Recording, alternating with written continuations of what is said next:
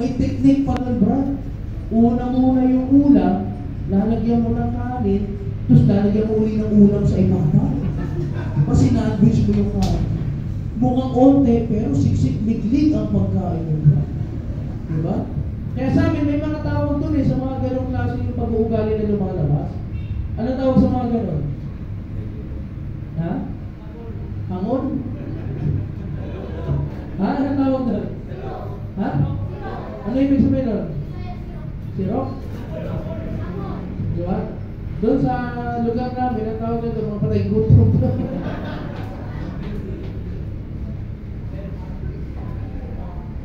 Doon sa States, dead hungry. Pero, kidding aside, hindi lang sa pagkain. Minsan, sa mga bagay-bagay, ayaw mo nahuli ka. Pag nahuli ka, nagagalit ka. Minit ulo mo. Diba? Tapos, pag scarcity ang laman ng isip mo at ng puso mo, laging gusto mo, sigurista ka. Bakit? Kasi ayaw na ayaw mo, napupunta waste yung mga effort mo. Bakit? Ang rasyonality ka nito, konti na nga lang eh. Wala pa. Pera na, naging bato pa. Di ba? Kapag lumaki ka sa scarcity mentality, ang nagiging mindset mo, unti-unti nadidevelop yung negative na kaisipan na meron ka. Di ba? Bakit? Iba yung klase ng tao na lumaki na abundant ang buhay. Tama, hindi? Kaya di ba pag naglalaro tayo, merong separation ng bata. Yung mga gusgusin, yung mga uhugin, sama-sama. Yung mga medyo may kaya ng konti, malilinis ang suot, malilinis ang mga damit, minsan may brand pa, sama-sama din. Bakit? Makikita mo talaga, whether ang isang bata o isang pamilya na bubuhay sa abundant mentality o abundant ang kanilang pamilya o hindi. Hindi naman natin masisisi. Alam mo bakit? Alam mo bakit? Hindi naman mga kapamilya, sino nanay mo eh. Hindi ka naman mga kapamilya, sino tatay mo. Pero hindi curse ang ipanganak sa isang pamilya na merong scarcity o merong kahirapan sa buhay. Bakit?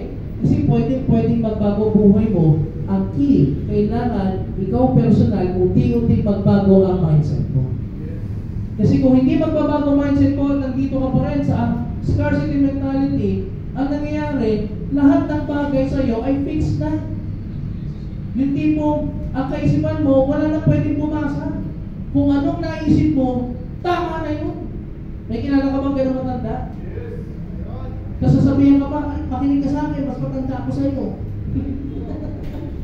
Di ba? Pag tinanong mo, wag na sumalat. Bakit? Age is just a number.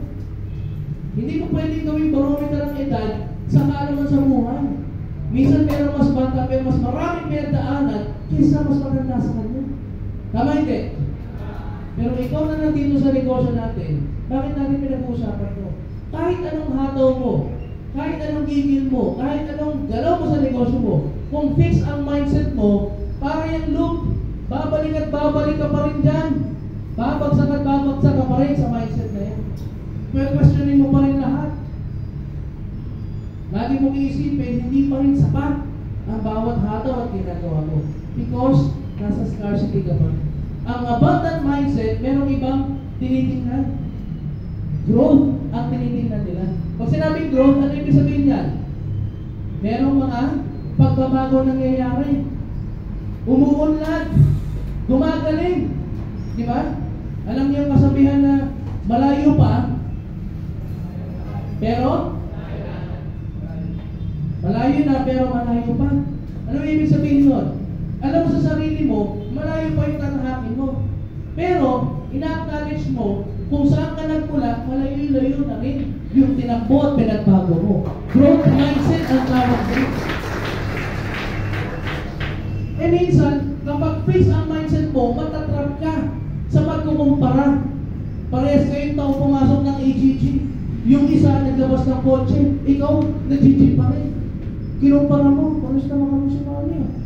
Parehas kami taon na. Bakit siya may kotse na, ako wala pa? Ano nangyayari? Unti-unti kang kakainin ng negativity. Bakit? Pumapasok na naman yung scarcity attitude mo, kinakain ka na naman ng mga nararamdaman mong trauma sa buhay mo na hindi mo na-resolve.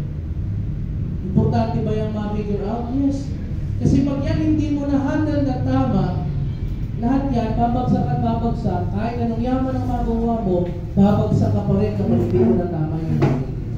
Now, when we talk about mindset, napaka-importante because ang tao hindi makadevelop ng tamang mindset, they're developing yung tinatawag natin na, ito po, yung mga personal excuses sa kanilang kaisipan.